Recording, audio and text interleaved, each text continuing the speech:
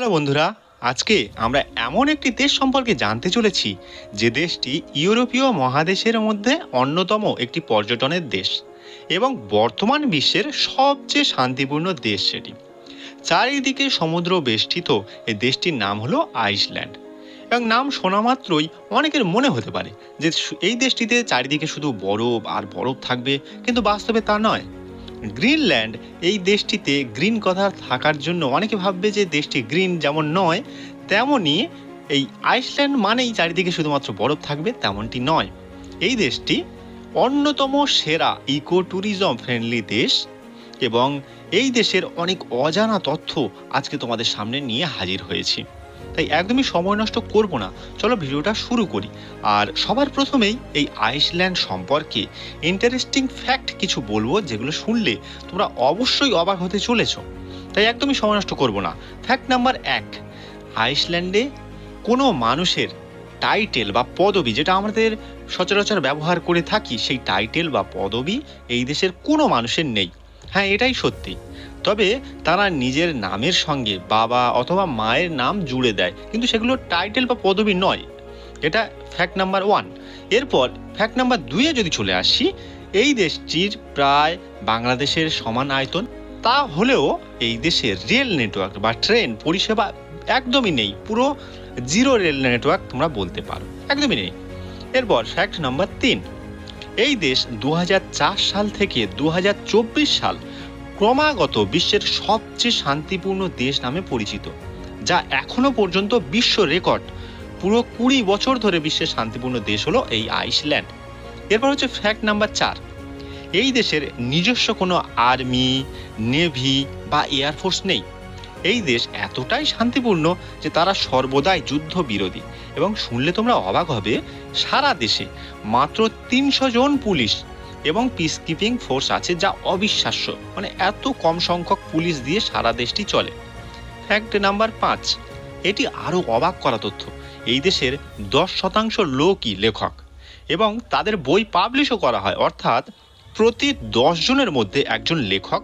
এবং একজন লেখক হতে কতটা পড়াশোনা প্রয়োজন বা কতটা জ্ঞান অর্জন প্রয়োজন সেটা তোমরা বুঝতেই পারছো।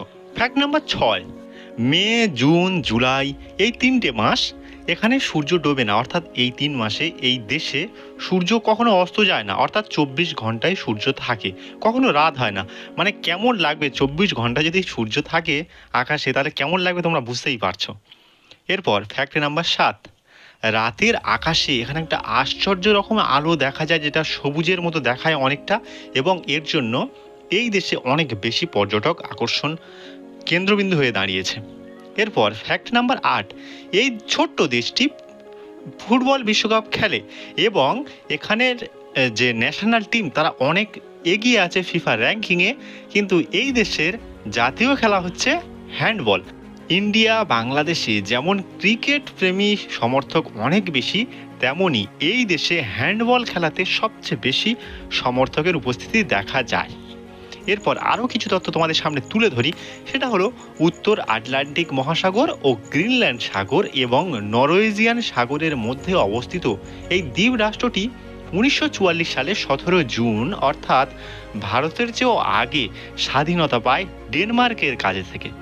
এবং এই দেশের প্রধান ভাষা হলো আইসল্যান্ডিক এবং দেশটির মোট আয়তন 1,03,000 বর্গ কিমি, যা ভারতের 31 ভাগের 1 ভাগ এবং বাংলাদেশের থেকে সামান্য কম। যদিও এই দেশের অধিকাংশ স্থানেই বড় বড় আগ্নেয়গিরি অবস্থিত এবং সমগ্র আইসল্যান্ডে 100-রও বেশি আগ্নেয়গিরি আছে, যার মধ্যে 30টিরও বেশি সক্রিয় আগ্নেয়গিরি। এবং এই দেশটিতে প্রতি বর্গ কিমিতে মাত্র 3 জন করে বসবাস করে। দেশটির মোট পপুলেশন মাত্র 3,80,000-এর মতো এবং যার 73%ই খ্রিস্টিয়ানিটি এবং 25% নন রিলিজিয়ান, অর্থাৎ 25% মানুষ নাস্তিক, কোনো ধর্ম মানেন না। এবং আইসল্যান্ডের টোটাল জিডিপি 27 বিলিয়ন মার্কিন ডলার এবং পার ক্যাপিটাল ইনকাম $70,000, যা ভারত কিংবা বাংলাদেশের মানুষের চেয়ে অনেক গুণে বেশি।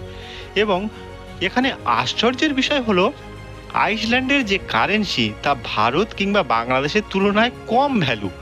আইসল্যান্ডের কারেন্সির নাম হলো আইসল্যান্ডিক ক্রোনা এবং $1 মূল্য 136 আইসল্যান্ডিক ক্রোনা এবং বাংলাদেশের 1 টাকা আইসল্যান্ডের 1.25 আইসল্যান্ডিক ক্রোনা এবং ভারতের 1 রুপি আইসল্যান্ডে গিয়ে হয়ে যায় 1.60 ক্রোনার সমান। তো এরকম অজানা অনেক তথ্য তোমাদের সামনে তুলে ধরলাম। প্রতিনিয়ত এরকম ভিডিও পাওয়ার জন্য প্রত্যেক চ্যানেলটাকে সাবস্ক্রাইব করে রাখবে, ভিডিওটা ভালো লাগলে একটা লাইক করে রাখবে।